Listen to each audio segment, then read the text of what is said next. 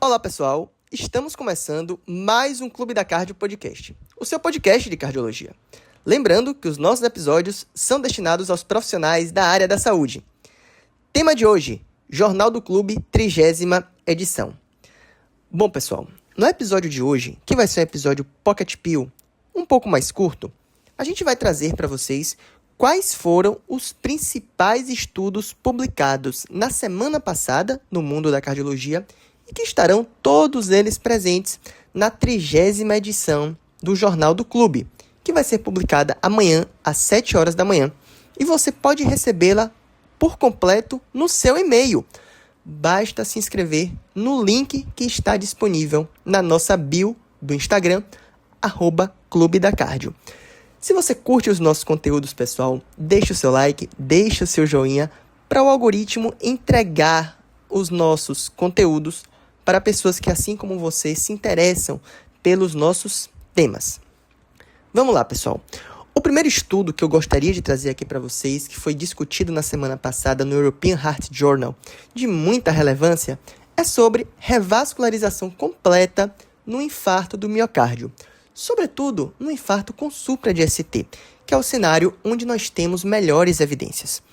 Então, a gente sabe que diversos estudos publicados aí ao longo da última década, buscaram avaliar se de fato vale a pena nós revascularizarmos todas as artérias, digamos, com obstruções importantes, naqueles pacientes que se apresentam com um infarto com supra, que apresentam ali claramente uma artéria culpada. Mas o que fazer com as artérias não culpadas? Nesse sentido, alguns estudos foram publicados. Então, a gente teve o estudo Dynami, tivemos o estudo Complete, tivemos o estudo FIRE, tivemos o estudo FULL-REVASC, que, de um modo geral, podemos dizer assim, se propuseram a avaliar se vale a pena a gente revascularizar as lesões não culpadas, que têm obstruções significativas, de 50% a 69% com uma prova funcional positiva ou acima de 70% com a avaliação angiográfica. Esse, por exemplo, foi o critério do Complete, que foi o maior estudo realizado nessa população e que, de certa forma, é o grande responsável pelas diretrizes sobre o tema. Então, os resultados, pessoal, de todos esses estudos foram resultados mistos, mas com uma tendência aí a mostrar um benefício, sobretudo no desfecho de infarto não fatal. Então foi feita, pessoal, uma meta-análise, com dados individuais, reunindo quase 9.000 pacientes, que mostrou que a revascularização completa, ela reduz de forma significativa morte cardiovascular e reinfarto, quando comparada à estratégia limitada à abordagem da lesão culpada. Esse benefício ele foi robusto, houve uma redução relativa de cerca de 24% no desfecho combinado, além de impacto também em mortalidade total. Importante, pessoal, esse efeito ele foi consistente em todos os subgrupos, independentemente de idade, presença ou ausência de diabetes, tipo de infarto, complexidade anatômica, e as curvas continuam se separando ao longo do tempo. Mensagem que eu gostaria de trazer: se você quiser mais informações, mais detalhes desse estudo, se inscreva no Jornal do Clube. Mensagem prática: no infarto com supra de ST, com doença multiarterial, a revascularização completa está associada a menos risco de morte cardiovascular. Vamos para o nosso segundo estudo que eu gostaria de trazer hoje aqui, presente no nosso Jornal do Clube, 30ª edição. Risco de reinternação em pacientes com insuficiência cardíaca com fração de ejeção reduzida. Então, vamos sair da sala de hemodinâmica, vamos aqui falar de ICFER. Então, pessoal, um grande estudo norte-americano que foi publicado no JACC na semana passada avaliou pacientes idosos com ICFER que receberam terapia quádrupla completa no momento da alta. Então, pacientes otimizados, tá? Mas mesmo assim, os números chamam muita atenção. Em apenas um ano, quase 20% desses pacientes evoluíram para óbito. Mais de 25% foram readmitidos por insuficiência cardíaca e mais da metade precisou de alguma hospitalização. Ou seja, mesmo quando fazemos tudo certinho na prescrição de alta, o risco residual desses pacientes idosos permanece altíssimo, especialmente quando são pacientes que já internam por uma descompensação de uma IC crônica, de uma IC previamente diagnosticada. Então, pessoal, prescrever esse paciente na alta pode não ser o suficiente. A gente precisa ter um segmento estruturado, não é só prescrever e soltar esse paciente no mundo. Precisamos titular essas doses para a terapia máxima tolerada. Precisamos ter uma abordagem multiprofissional, abordando esse paciente com outras intervenções também, inclusive aí psicológicas, redução de peso, reabilitação, que é fundamental, e novas estratégias de modificação de prognóstico, elas também precisam ser adotadas sempre que indicadas, como por exemplo, a gente tentar ressincronizar esses pacientes quando indicado o mais precocemente possível. Não dá nem para chamar de nova, né, pessoal? Ressincronização aqui não dá nem para chamar de nova terapia. Mas eu acho que a mensagem ficou. Então, não se contente se o seu paciente sair com a terapia quádrupla. Esse paciente precisa ser seguido de perto, esse paciente precisa ser candidato a intervenções, digamos, mais invasivas e com um acompanhamento multiprofissional. Estudo bem legal, publicado no JACC na semana passada, que também está presente no nosso jornal do clube. Terceiro estudo, pessoal. Saindo agora da IC de fração de ejeção reduzida para falar da IC de fração de ejeção preservada.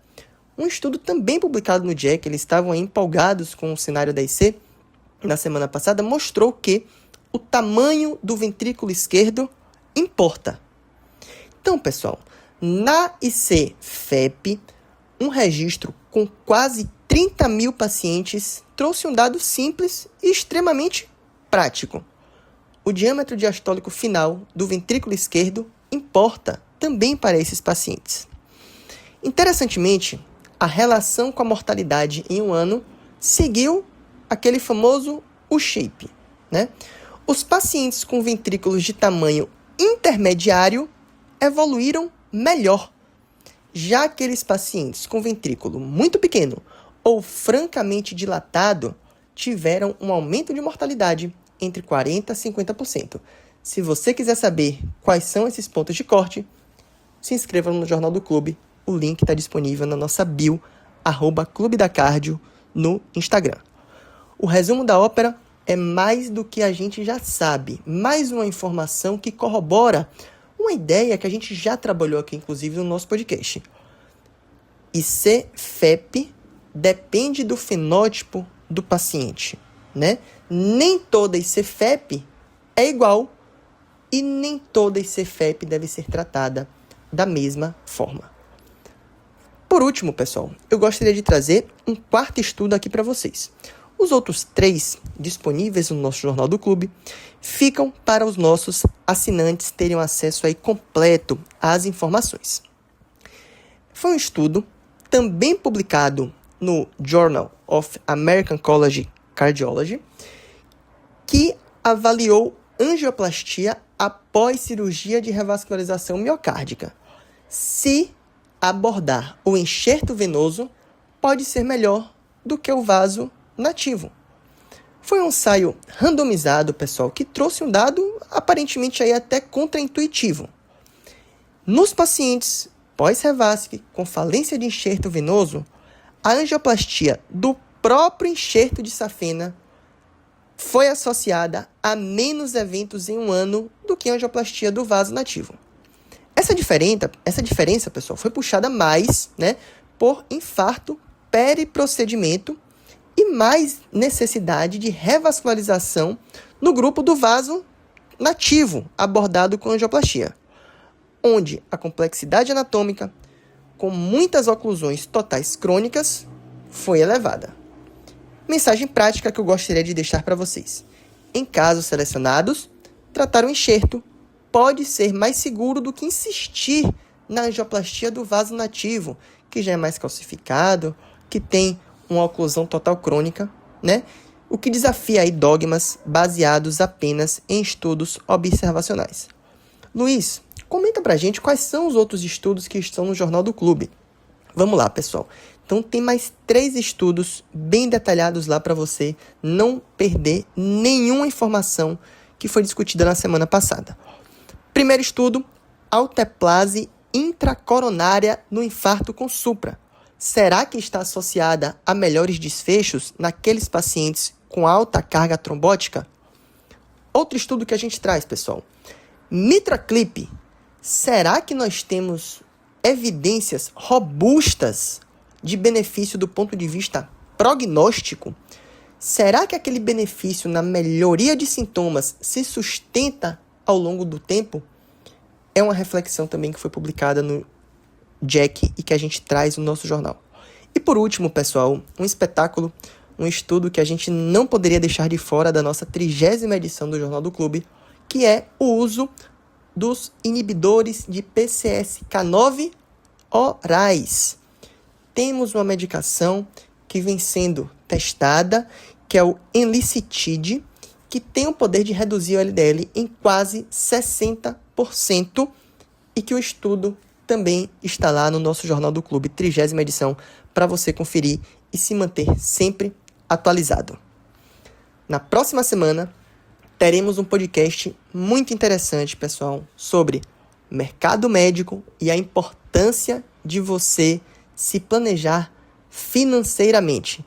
Fique atento para receber os nossos conteúdos aqui no Clube da Cardio Podcast. Eu agradeço a você que ficou até o final com a gente e até a próxima.